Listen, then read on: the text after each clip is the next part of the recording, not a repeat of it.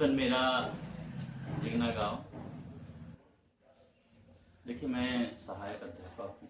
Joining 2016 में हमारी शादी हुई और हमारी शादी भी बहुत ही प्रगतिशील तरीके से हुई। तो कोई आपके जीवन में आता है तो बहुत सी खुशियाँ भी आती हैं और कभी कभी परेशानियाँ भी होती हैं। पढ़ती भी थी क्योंकि आर्मी स्कूल ज्वाइन करना हमारे लिए एक स्वर्णिम समय भी कहें। और किसी की 50% की तैयारी है तो वह अपने 100% लक्ष्य को पूरा करने के लिए अभी किन किन बातों का ज्यादा अपनी त्रुटियों को आप रेखांकित करिए। नमस्कार दोस्तों, आज मैं आपको मिलाने जा रही हूँ अपने सर विजय शंकर सर से और उनकी पत्नी लवली जी से। तो जो कि वर्तमान समय में सहायक अध्यापक हैं श्री राम प्रताप इंटर कॉलेज सिरसा में, जो कि अपने उत्तर प्रदेश प्रयागराज में है। तो सर नमस्कार आपको। सर मैं आपसे जानना चाहूंगी कि आपका पढ़ने से पढ़ाने तक का सफर कैसा रहा, क्या किया आपने और कैसे आपने यहाँ तक का सफर पूरा किया। नमस्ते सर। बचपन मेरा जिगना गांव, जो कि शंकरगढ़ ब्लॉक प्रयागराज में पड़ता है। मेरी प्रारंभिक शिक्षा अगर देखा जाए प्राइमरी से लेकर के 12वीं तक तो कृषक इंटर कॉलेज का सौटा से हुई, जो कि शंकरगढ़ और प्रयागराज में पड़ता है। उसके बाद मैं अध्ययन के लिए इलाहाबाद विश्वविद्यालय आया और वहाँ से मेरा स्नातक हुआ। स्नातक करने के बाद बीएड के लिए मैं जौनपुर चला गया। सल्तनत बहादुर पीजी कॉलेज बदलापुर से मेरा बीएड हुआ। बीएड करने के बाद मैं फिर से इलाहाबाद वापस आया और इलाहाबाद में तैयारी के साथ साथ उसी समय एमए भी मैं करने लगा और एमए मेरा 2012 में पूरा हुआ। सर जैसा कि आपने मुझे बताया कि आप श्री राम प्रताप इंटर कॉलेज सिरसा में अध्यापक हैं, तो आपसे जानना चाहूंगी कि वहाँ पर आप किस विषय के अध्यापक हैं और वहाँ पर आप क्या पढ़ाते हैं। देखिए, मैं सहायक अध्यापक हूँ और हिंदी सब्जेक्ट पढ़ाता हूँ, जिसमें 6 से लेकर के और 10वीं तक के बच्चों को पढ़ाना रहता है। सर आपकी ज्वाइनिंग कब हुई थी। ज्वाइनिंग 2021 में हुई है। 2021 में मतलब आपकी ज्वाइनिंग हो चुकी थी। जी जी। सर जैसे कि आपने बताया कि 2020 या 21 में आपकी ज्वाइनिंग हुई और आप पहले भी बता चुके हैं कि आपकी 2012 में बीएड और ग्रेजुएशन कंप्लीट हो चुकी थी। तो सर जानना चाहूंगी कि 2012 से 2020 तक के बीच में आपने क्या किया, क्या कोई जॉब की या फिर कंटिन्यू अपनी पढ़ाई रखी। 2012 में जब मेरा एमए चल रहा था, एमए पूरा हुआ, उस दौरान बहुत से सामाजिक कार्यों की जिम्मेदारी भी रही। इलाहाबाद में रहते हुए और इलाहाबाद विश्वविद्यालय से जुड़े होने के कारण, और आप लोग जानते हैं कि इलाहाबाद एक राजनीति की नर्सरी है, तो बहुत से राजनीतिक कार्यों को भी करने का मौका मिला। इलाहाबाद विश्वविद्यालय में रहते हुए ऑल इंडिया डेमोक्रेटिक स्टूडेंट ऑर्गेनाइजेशन से भी जुड़े रहे और इसके जिला संयोजक भी रहे और देश के विभिन्न हिस्सों में जाने का अवसर भी मिला। शिक्षा से संबंधित मुद्दों पर बात रखने के लिए, प्रोटेस्ट में भी, और उसके साथ ही साथ तैयारी भी अपनी चलती रही। साथ ही साथ क्योंकि स्टूडेंट लाइफ में अपना खर्चा भी चलाना होता है, घर परिवार से भी इतने बड़े हम लोग नहीं थे, सामान्य परिवार हमारा भी है, कृषक परिवार से है, तो अपना जीवन बसर के लिए भी तो बहुत से बच्चे उस समय कोचिंग पढ़ाते थे या ट्यूशन पढ़ाते थे। मैं उसी समय ऑल इंडिया रेडियो से जुड़ गया। 2011 में मैं ऑल इंडिया रेडियो ज्वाइन किया और 2011 से लेकर के 2018 तक मैं लगातार ऑल इंडिया रेडियो भी करता रहा और उसके साथ ही साथ तैयारी भी चलती रही। 2016 में हमारी शादी हुई और हमारी शादी भी बहुत ही प्रगतिशील तरीके से हुई। हम लोगों ने कोर्ट मैरिज किया और तमाम परंपरागत तरीके जो हैं, जिन बातों को हम स्वयं भाषणों में कहते थे, लोगों से बोलते थे, कि दहेज प्रथा, ये तमाम चीज़ें जो बुराइयां हैं उसके खिलाफ हमको प्रतिवाद करना चाहिए। और हम अगर स्वयं भी अपने जीवन में इन चीज़ों को लेके ना चलें तो ये ठीक नहीं था।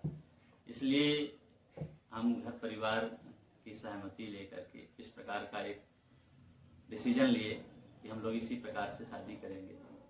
कोई शोबाजी नहीं, कुछ ऐसा नहीं। और हम लोगों ने कोर्ट मैरिज किया। और ऐसा भी नहीं कि कोई प्रेम विवाह है, घर परिवार के लोगों से अरेंज मैरिज ही है और सब लोगों की सहमति से है। और इस प्रकार से हम लोगों का जीवन, हम लोगों का दाम्पत्य जीवन कहा जाए तो ये सफ़र शुरू जी 2016 की वैकेंसी आई और उसमें मैंने भी फॉर्म भरा और इसका पेपर 2018 में हुआ। सर, जैसे कि आपने बताया कि 2016 में आपकी शादी हुई थी और 2018 में आपने जो है वो एग्जाम दे दिया, तो सर शादी आपकी हुई थी और इसी बीच में आपका एग्जाम भी कैसे मैनेज करते थे? मतलब नई नई शादी में तो अक्सर हम देखते हैं कि पढ़ाई लिखाई में समय लोग नहीं निकाल पाते हैं और लड़ाई झगड़े भी बहुत होते हैं, तो आपकी वाइफ ने कैसे सपोर्ट किया? और क्या आपके बीच में भी ये चीजें होती थी या फिर आपकी वाइफ आपको किस तरह सपोर्ट करती थी? सर जानना चाहूंगी। कोई आपके जीवन में आता है तो बहुत सी खुशियां भी आती हैं और कभी कभी परेशानियां भी होती हैं। हम लोग भी जब साथ में रहना शुरू किए, पहले तो गांव में हम लोग थे तो काफी समय गांव में ही लगे रहे।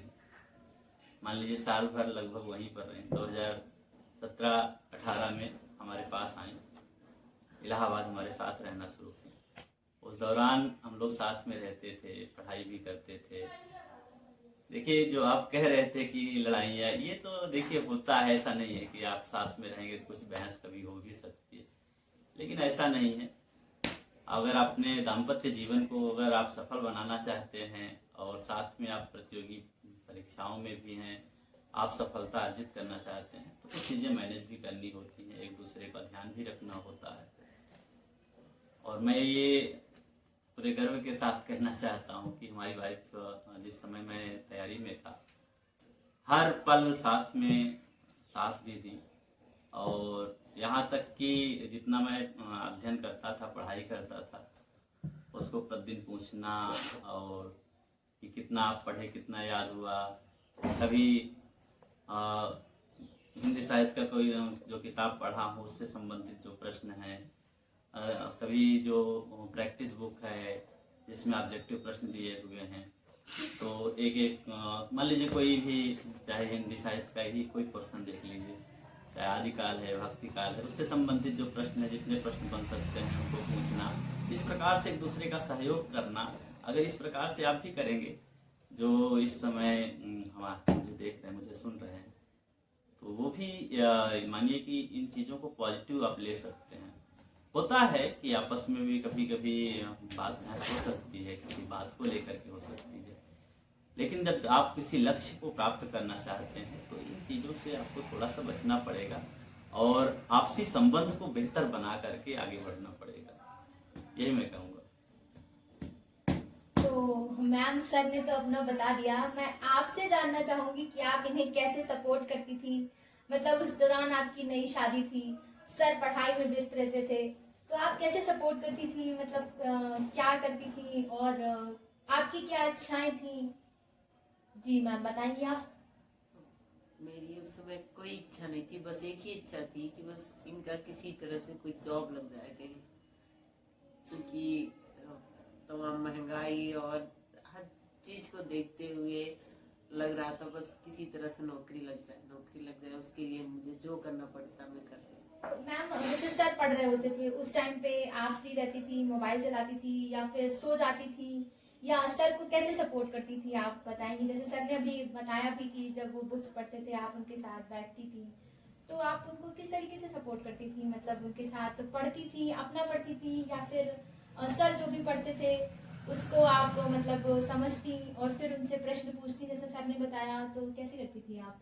मैं पढ़ती भी थी और क्योंकि मैंने भी यूपी कांस्टेबल का फॉर्म डाल रखा था तो उसकी तैयारी करती थी और मेरा ग्रेजुएशन भी चल रहा था उस टाइम। और मैं सोती तो नहीं थी, 1-1 बजे रात तक, 2 बजे रात तक मैं जगती रहती थी जिससे ये पढ़े, क्योंकि जब इनको नींद, मैं सो जाती थी तो इनको भी नींद आने लगती थी, तो साइड में बैठ करके मैं भी बस पढ़ रही थी। कभी जब इनको नींद आने लगे तो मैं उनसे क्वेश्चन करने लगती थी। तो मतलब आप ये कहना चाहती हैं कि सर पढ़ते थे, आप उनसे प्रश्न पूछती थी और सर उसका उत्तर देते थे, तो इस तरीके से तो आपको भी इनका बहुत सारा सिलेबस याद हो गया होगा, अधिकतर प्रश्न आपको भी याद हो गए होंगे। हाँ, तो मुझे बहुत सारी चीजें याद हो गई थी। कभी कभी इनके जब दोस्त जो लोग वहाँ पे रहते थे, हम लोग छोटा बगाड़ा में थे, तो वहाँ पे रहते थे, तो कई दोस्त साथी लोग भी थे, तो आते तो सब कंपटीशन वाले ही थे, सब तैयारी कर रहे थे, तो आते तो इनसे पूछते, भैया ये बताइए, भैया वो बताइए। कभी मैं खाना भी बना रही हूँ तो भैया से पूछते, तो मैं पहले ही जवाब दे देती, तो हंसते भी थे कि भैया भाभी को तो सब कुछ याद हो गया आपसे पूछते पूछते। तो जैसा कि आप सुन सकते हैं, हमारी मैम बता रही हैं कि उन्होंने मतलब किस तरीके से सर को सपोर्ट किया। तो सर फिर जानना चाहूंगी, जब आप एग्जाम देके यहाँ से, फिर आपकी जर्नी क्या रही है? आपका एग्जाम तो हो गया था, इसके बाद आप लोग कहीं गए या फिर आपने अपनी क्या लाइफ स्टार्ट की यहाँ से एग्जाम देने के बाद? इस दौरान हमने नेट भी क्लियर किया और साथ ही साथ कुछ जॉब भी करना था। ऑल इंडिया रेडियो तो चल ही रहा था, और ऑल इंडिया रेडियो में मैं आप लोग जानते होंगे पंचायत घर, उसमें मैं बिरजू का रोल करता था, बिरजू किसान के रूप में, और उसमें अवधि में बोलना रहता था। साथ ही साथ उसी समय मैं मेरठ में आर्मी स्कूल ज्वाइन किया। आर्मी स्कूल ज्वाइन करना हमारे लिए एक स्वर्णिम समय भी कहें, और इतना बड़ा कैंपस और इतना अच्छा वहाँ पर सहयोग, और काफ़ी वहाँ सहयोग करने वाले साथी भी मिले, और बेहतरीन पल वो रहे हमारे जीवन के। 2018 से मानिए, उसी समय मैं आकाशवाणी छोड़ा भी। 2018 से लेकर 21 तक मैं मेरठ में रहा, और मेरठ आर्मी स्कूल में एज ए हिंदी टीचर के रूप में, सहायक अध्यापक के रूप में मैं वहाँ पर पढ़ाया। बहुत वहाँ पर साथी, बहुत ही अच्छे दोस्त मिले, जिनमें मैं प्रदेश सर का विशेष रूप से नाम लेना चाहता हूँ, जिन्होंने वहाँ पर हम लोगों को एक गार्जियन के रूप में गाइड किया, सहयोग किया हर जगह पर। तो वहाँ पर पढ़ाना मुझे बहुत ही बेहतर लगा, और बहुत सी चीज़ें वहाँ सीखने के लिए मिली।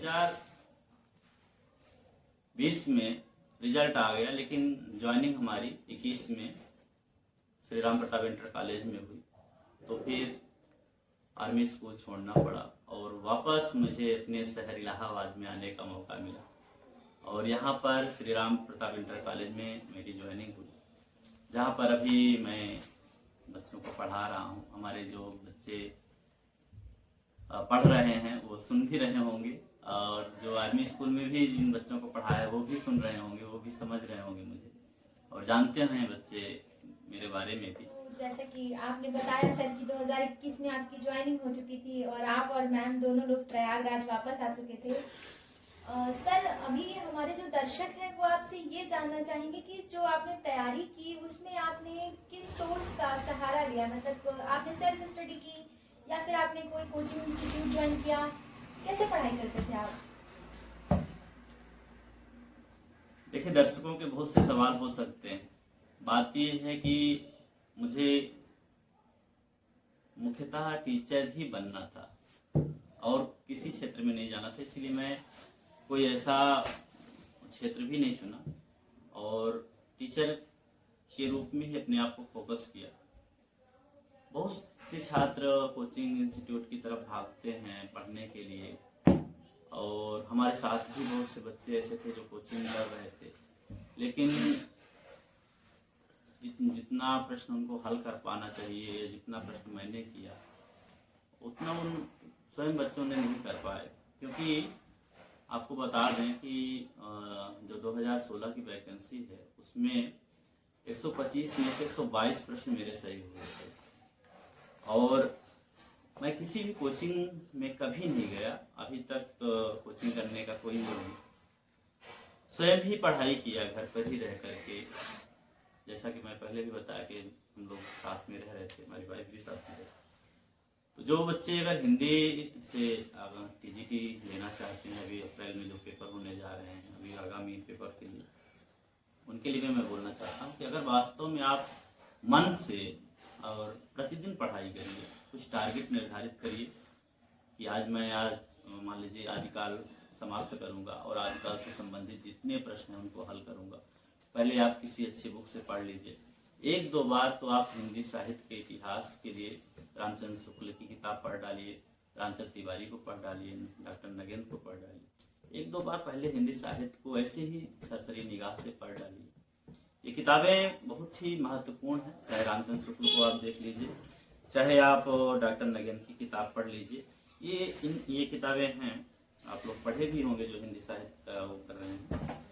इसके अलावा आपको वस्तुनिष्ठ में या वन लाइनर में देखें तो सरस्वती पांडे, जैसे आप इन हिंदी साहित्य की किताब इतिहास को पढ़ लीजिए, जैसे आप रामचंद्र शुक्ल को पढ़ लिए हैं, तो इसके बाद इसको अगर पढ़ेंगे ना तो ये मानिए कि आपको रामबाण का काम करेगी। इसमें सारी चीजें समाहित हैं, आपको पढ़ना है तो इसको आप कई बार पढ़िए। इसके बाद आप प्रैक्टिस के लिए इसको ले सकते हैं। ये आपका उमेश तिवारी, ब्रजेश तिवारी और अरुण तिवारी की किताब आती है, वस्तुनिष्ठ है, हिंदी वस्तुनिष्ठ। इसको प्रैक्टिस के लिए ले सकते हैं। और भी बहुत सी किताबें अभी आ चुकी हैं, लेकिन ये है कि आपको लगातार अध्ययन की जरूरत है। अगर आप वास्तव में हिंदी साहित्य का इतिहास बेहतर तरीके से पढ़े हैं तो फिर आप प्रैक्टिस करिए। ये तो आपको हिंदी साहित्य के इतिहास के बारे में। इसके अलावा जो आपको हिंदी साहित्य के इतिहास के साथ ही साथ व्याकरण पोर्शन आता है, उसके लिए हरदेव बाहरी की किताब आती है, शब्दंड प्रयोग जो आता है, शब्दार्थ प्रयोग जो किताब है, इसको पढ़ डालिए। इसके अलावा वासुदेव नंदन जी की किताब है, उसको पढ़ डालिए। और पृथ्वीनाथ पांडे को, इन किताबों को पढ़िए। और इसके साथ ही साथ जो संस्कृत का पोर्शन जो पूछता है, बहुत महत्वपूर्ण प्रश्न होते हैं संस्कृत से भी। तो अगर आपका मान लीजिए स्नातक में संस्कृत है, तब तो आपने तैयारी किया ही होगा। नहीं है तो उसके लिए आप कोई अच्छी सी किताब संस्कृत की देख लीजिए।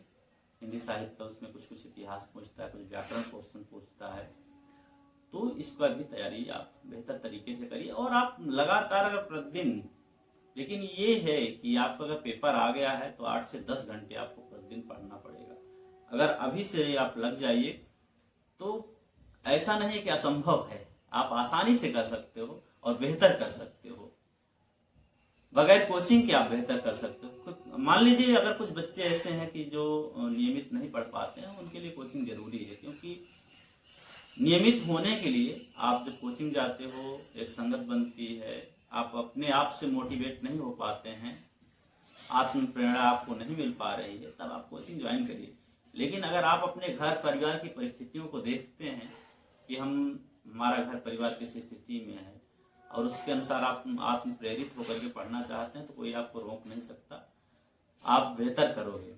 लेकिन अगर आप सोचें कि ऐसे ही पढ़ाई हो जाएगी, आप सोचोगे तो हो जाएगी, नहीं, उसके लिए आपको लगना पड़ेगा। तो सर जैसे कि आपने बता दिया कि कितने घंटे पढ़ना चाहिए और किस बुक्स के साथ पढ़ना चाहिए, कैसे तैयारी करनी चाहिए, तो सर मैं आपसे ये जानना चाहूंगी, जैसे कि अभी हमारे दर्शक जो अब आपका वीडियो देख रहे हैं और एग्जाम तो पता है सर आपने अप्रैल में होने जा रहे हैं। अच्छा, अप्रैल में होने जा रहे हैं। निर्धारित हैं। अच्छा, तो सर बहुत ही कम समय है उनके पास। आप मतलब अगर मैं आपसे पूछूं, जो आपका पर्सनल एक्सपीरियंस है कि इतने कम समय में यदि मान लीजिए किसी की 50% की तैयारी है, तो वह अपने 100% लक्ष्य को पूरा करने के लिए अभी किन किन बातों का ज्यादा मतलब करके या फिर मेहनत किस पे करके वो इस पद को प्राप्त कर सकता है, या वो टीजीटी सहायक अध्यापक जैसे कि आपने क्लियर किया है वो क्लियर कर सकता है, आप बताएंगे सर? बिल्कुल, आपका प्रश्न बहुत अच्छा है। मैं ये कहना चाहूँगा कि जो अभी छात्र तैयारी कर रहे हैं या तैयारी उनकी बेहतर नहीं है, एक तो ये करिए कि जो पुराने पेपर हैं उन पेपरों को 1-2 बार आप हल करिए। कई वर्षों के पेपर उठा लीजिए और उनको अच्छे से आप पढ़ डालिए, पेपर को हल करिए। हिंदी साहित्य इतिहास जो भी हिंदी से तैयारी कर रहे हैं बच्चे, जरूर से उसको पढ़ाइए। और तो आपको ज़्यादा से ज़्यादा फोकस करना है प्रैक्टिस पर फोकस करिए और लगातार आप करने की कोशिश करिए। देखिए गलतियां कहाँ हो रही हैं, जहाँ पर गलतियां हो रही हैं एक आप अपने साथ में एक नोट्स रखिए। जो मान लीजिए जो आपको ऐसा होता है कि कोई रचना नहीं याद हो रही है, व्याकरण में कहीं गलती हो रही है, तो उसको आप अलग से लिखते जाइए। अपनी त्रुटियों को आप रेखांकित करिए कि यहाँ पर मुझसे गलती हो रही है, ये कमी आ रही है। अगर उन त्रुटियों को रेखांकित करेंगे तो आप फिर उन पर फोकस करिए। यहाँ पर मैं मिस कर रहा हूँ, यहाँ पर छूट रहा है, ये गलती हो रही है। तो अगर उसको आप रेखांकित करके पढ़ाई करेंगे तो मानिए कि बेहतर कर पाएंगे और उसमें आप सफलता कर पाएंगे। धन्यवाद सर आपका, आपने जो हमारे दर्शकों को बताया। तो सर मैं आपसे जानना चाहूंगी कि आपका कोई ऑनलाइन प्लेटफॉर्म भी है, क्योंकि जैसा आप हिंदी के अध्यापक हैं तो बहुत सारे बच्चे आपसे हिंदी पढ़ना चाहते हैं, बहुत सारे बच्चे आपसे जुड़ना चाहते हैं। तो आप मुझे बताएंगे कि सोशल मीडिया पे आप हैं या आपका कोई यूट्यूब चैनल कुछ इस प्रकार का है आपका सर?